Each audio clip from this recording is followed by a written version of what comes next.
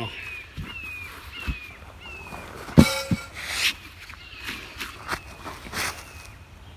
Now we're going into the potential Bigfoot Sasquatch lair. Be prepared to get my 6.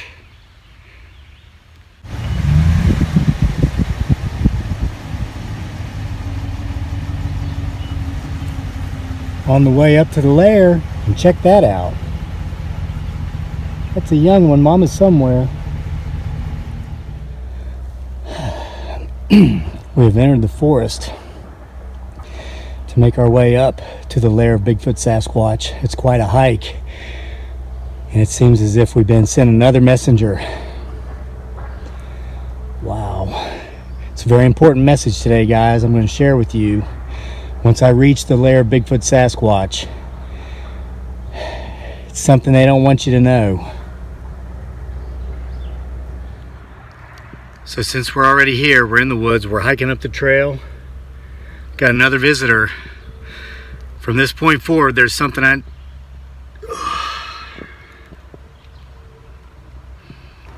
we're being visited in many forms today.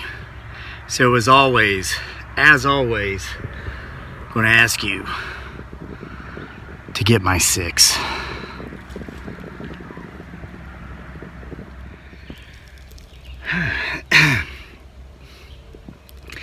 So as you can tell, if you're faithfully getting my 6, we're in the lair.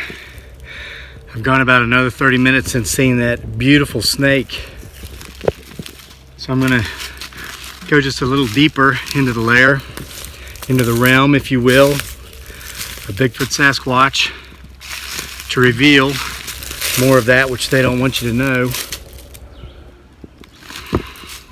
I want to point out, this has turned out already, as these videos always do, to be even more revealing and meaningful than any sort of video could have been originally planned. Because my brand new walking stick, which you saw me cut out of a very special tree, and this is a message for you watching, you're very special also, even though you might not feel like it. Like this tree's been made to feel not special for the last 140 years in the US. This tree's provided me with the best walking stick I've ever had, and I thought it was going to be hard to replace that walking stick that I made out of an eastern redbud a year and a half ago. It lasted me a year until it mysteriously vanished up here in the lair of Bigfoot Sasquatch during a hike. One of those times I had a flash, and I guess I did black out. When I came to, my stick was gone.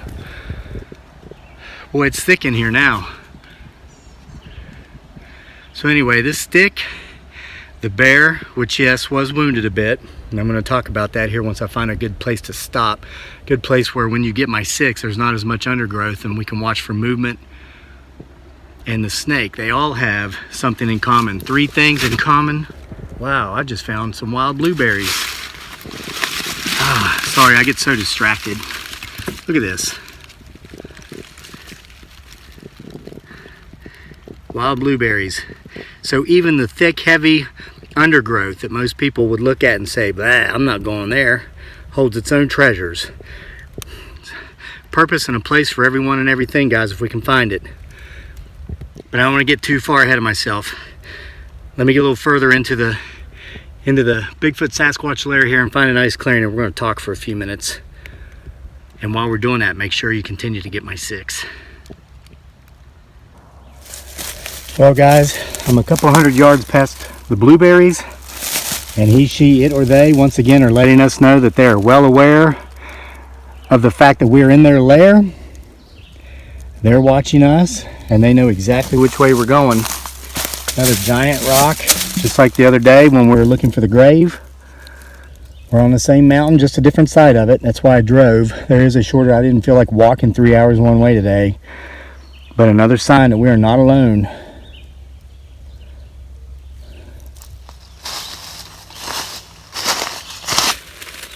You like my outfit? Water bottle and my thing here on a belt. Guys, they've done it to us again. I started following that overturned rock, wondering where they might be trying to lead me. And you know where I am right now? What part of the lair? And take this off so I can get to my water. I believe I'm in the exact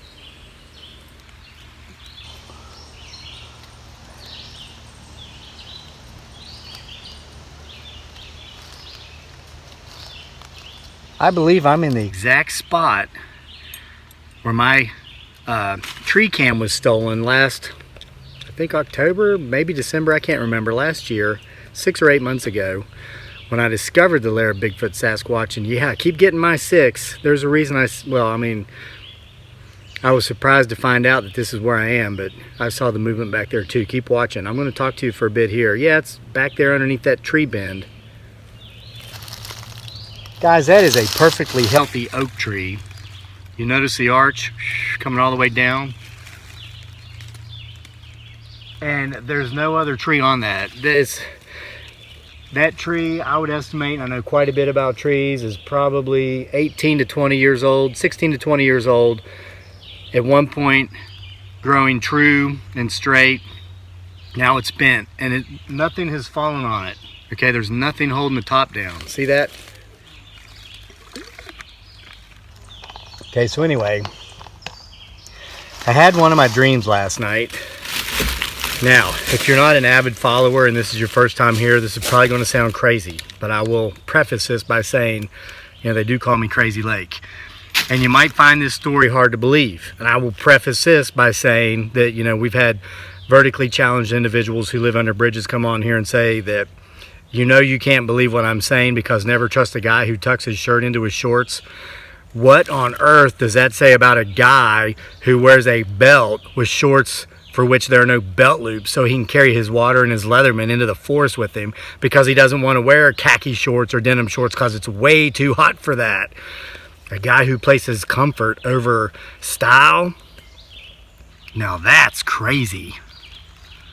Okay, so here's what you need to hear. And this is what they don't want you to know. In the 1880s, a beautiful tree, in my opinion, called the Tree of Heaven was brought here from China. Okay, it's an ornamental, decorative tree. That, by the way, is a tree we cut down at the beginning of the video, and don't worry, I cut it down and 5 will take its place. And I'm happy about that, and you're going to find out why I'm happy about that. I think they're beautiful. And they have these beautiful crimson red buds that come onto them in the fall of the year, the autumn, and I think they smell good. Okay, for some reason, shortly after these were brought to America, people started hating them. They hated the scent that these almost flowery type blossoms these things put on in Indian summer, September, August, September. I think they smell heavenly. Maybe that's why they call it the Tree of Heaven, I don't know. Maybe they liked it in China, but they didn't like it over here. But this is why it's considered an invasive species. Its root system, like so many other trees that are native or indigenous to this area, sends out a poison to kill other plants growing around it so that they don't have to worry about trying to outgrow it in order to get light from it.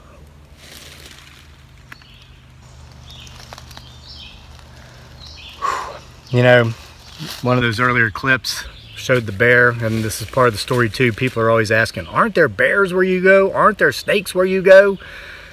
Well, we just answered both of those questions in this video already. And then people say, OMG, why don't you carry a gun? Guys and girls, listen, call me stupid.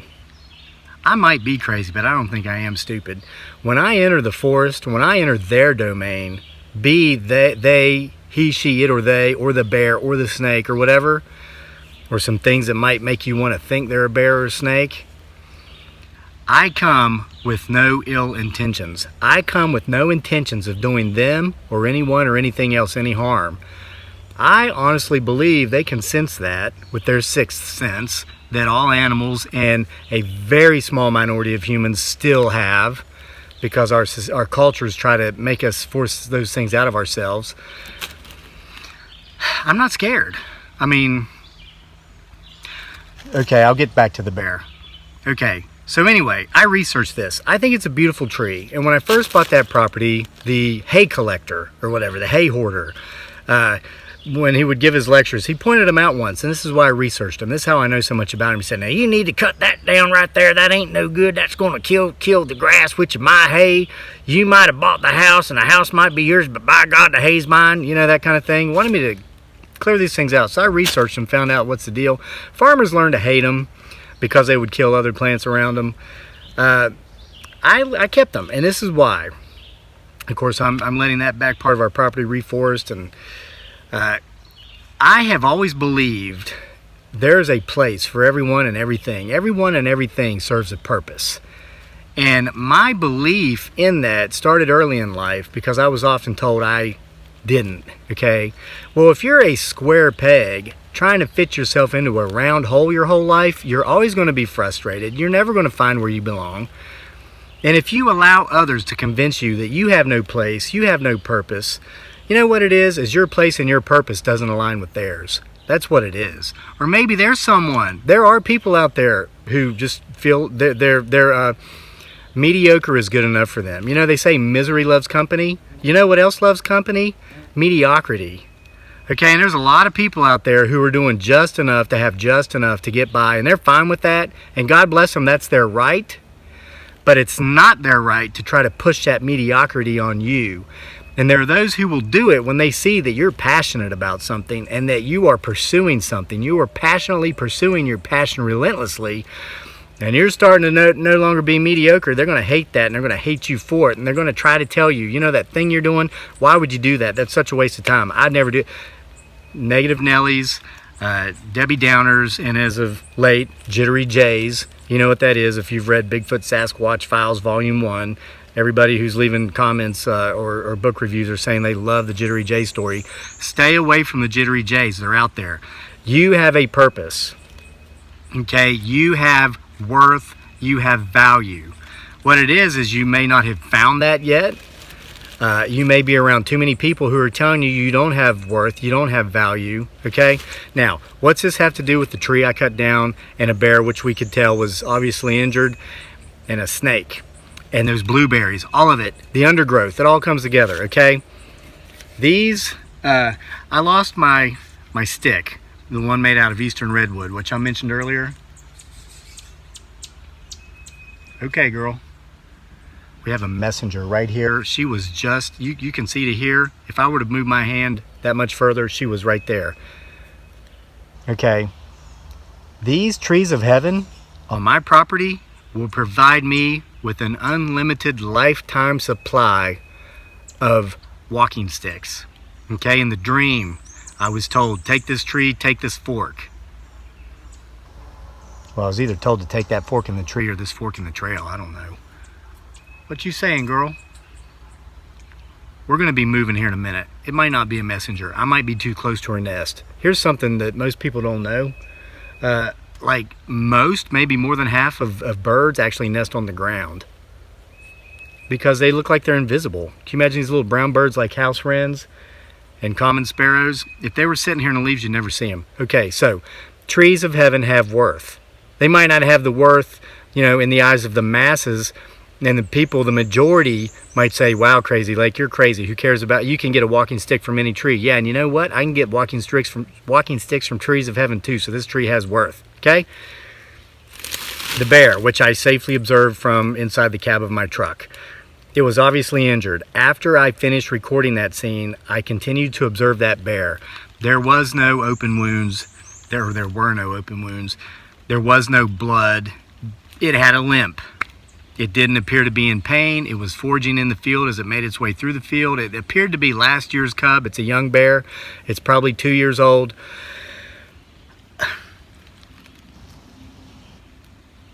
That bear may have been hit by a car as a cub last year. It may have been hit last fall. Who knows what happened to it? Other than the fact that it's walking with a limp, it appeared to be in good health and appeared to be in good good attitude, good demeanor. It looked like it felt good, and it was just going through that field foraging as it did. Now, if I were to call whatever authorities were in charge of such things and say that I saw this bear limping through that area and told them where that was, you know what would probably happen? You know what might happen? What potentially could happen? They could come out, find it, shoot it.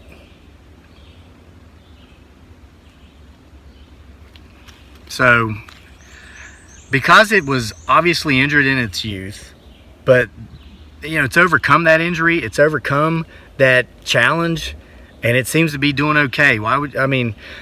It made me think of the movie Seabiscuit, one of my favorite movies ever. And if you'll remember in that, Jeff Bridges' character, the guy who bought Seabiscuit and who was the horse's owner, when he first met his trainer, he was nursing a horse back to health who had broken its leg. And so the people who only saw a horse's value as racing in order to win bets, to win money, gambling, they were going to dispatch that horse. They were going to put it down. And the trainer came up and he said, I'll take it. And they were like, it ain't no good. It's got a broken leg. And he says, well, I'll save you a bullet. So they gave it to him. You know, and so the trainer meets this guy. He's like homeless. He's back there nursing that horse back to health in the underbrush. And the guy says to him, he says, you know, just because somebody's been banged up and bruised a little bit doesn't make it worth throwing his whole life away. It was true for that horse. It was true for that bear. And it's true for you. I don't know who you are, but you need to hear this. I know at one point it was true for me, and it continues to be true for me. And the snake. You know, a lot of people, ooh, kill him on sight. When I stopped recording, I walked right by that snake. I gave it a few feet. I gave it a few feet of berth, and I said, hey, buddy, I'm not here to hurt you. Don't you hurt me. It didn't even move. It didn't even slither away. It didn't even run, because it knew. I know it knew, and call me crazy, but it knew I meant it no ill will. I meant it no harm. It stayed there and let me walk right on around it. So then I'm coming up further into the lair of the potential Bigfoot Sasquatch to tell you this story. I get into some underbrush so thick, I had to stop recording to be able to get through it to come on up here. Underbrush. A lot of people say, oh, that's a nasty part of the woods. Why would you walk there? It'd take you a hard time to get through it. Even deer don't go through that. Well, guess what? Even because deer don't go through that, obviously some birds had come by who had eaten some blueberries and defecated out the seeds. I'm trying to keep this clean for YouTube. And now I was amazed at how many blueberry bushes were under there, all with fruit. Those blueberries are flourishing, okay? If those seeds would have been let out by those birds in a clearing, they would have never made it. The deer would have gobbled them up. Trust me, I know. I grow blueberries on my homestead. I keep metal cages around them in order to protect them from the deer. Those blueberries would have been square pegs trying to fit in round holes. Somewhere they didn't belong, they wouldn't have made it. They wouldn't have flourished. They wouldn't be here today. But where they are now, they've found their place. They've found their purpose. They're thriving. They didn't just survive, they are thriving. There were probably 15 to 20 blueberry bushes in there, all with berries on them. If you're not fitting in where you are, perhaps it's that you're in the wrong place. It's not that you're wrong. Wow. Guys, I'm going to spin around and show you this. I am indeed in that spot. Check out this massive X up here right above where, you see that? I'm a little bit away. I'm going to walk up there and give you a closer view of that. I've probably rambled on far too much. Those trees are healthy. That was not made by man. Guys, let me give you a close-up of this X. Okay guys, interestingly, as I made my way to the base of the X, we have a very huge track here, excuse me. There's my size 12 boot. I could fit that in there easily and there's still space. My heel's at their heel. There's a good 8 inches up above my toe. We pan up. More of these outcropped boulders where he, she, it, or they could easily hide as they track us up the hillside. And this giant X, which I would estimate to be 25 feet at the crossing there, the midsection, the apex. And here's one of the most interesting things about this X, guys. I've never quite found one like this. And I'm going to go do a close-up. I'm going to go to the base of both trees. This is a living X. This is a living X.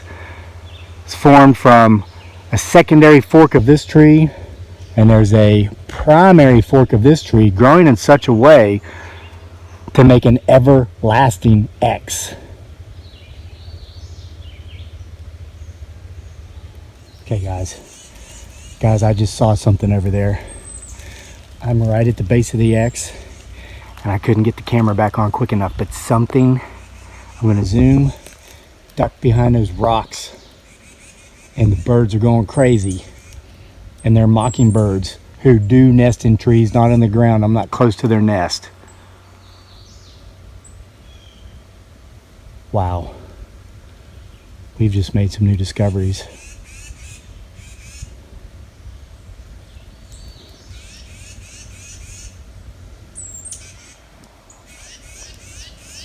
But look, here we are.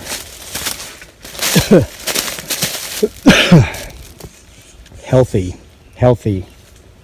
Goes up as a bend, forced into one side of the X. The other side, you know, people have called these tridents. I don't do as much research on this stuff as I should, because my take on it is, who really knows? I don't know. I mean, I'm not the guy who's trying to say, we know this, we know that, so therefore we're experts. Guys, this is still, as far as I'm concerned, we're in the infancy of the understanding of this kind of thing. But look at this. Oh, wow. This was split to come up to form the other X. Let me get back here and give you a better view somehow. Look at that. So something almost like they split that secondary fork of that tree back there with an old dead log in such a way to split off and form this X. But yet they didn't kill this entirely. It's very resilient. They're both oak trees. They're still living. No, wait. This one's a maple. And this one is an oak. Okay, we got an oak and a maple. Look at that. A living X.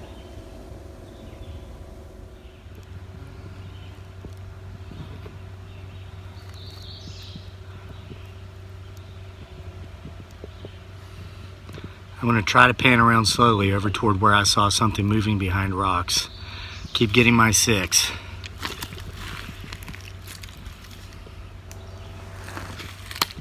Wait, people say I move the camera just when we see it.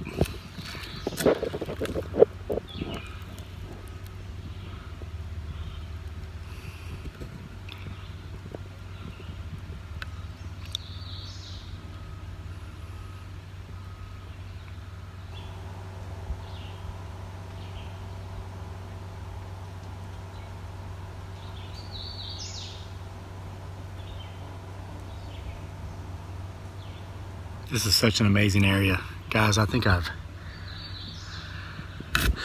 gonna have to commit to come back up here more often this summer. Especially after finding that. That is just absolutely amazing. A living X. Made out of, and I'm gonna end with this. Made out of what a lot of people might consider damaged goods. One of these forks was split in half by an old log, as if that old log was used as a hatchet. Okay? Damaged it, injured it, like that bear. But like that bear, this branch has continued to thrive, form this living X. No matter how damaged you are, no matter what's happened in your past, you can do the same. If someone's telling you can't, if they're telling you that what you want to do, if you want to pursue your passion, and that's stupid, irresponsible, immature, get them out of your life. I'm gonna start heading home among the blueberries and snakes and bears, oh my, and potentially Bigfoot Sasquatch. See you for more next time. From here to PBS.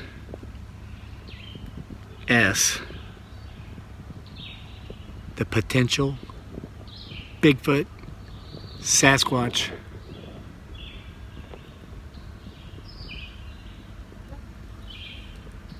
show.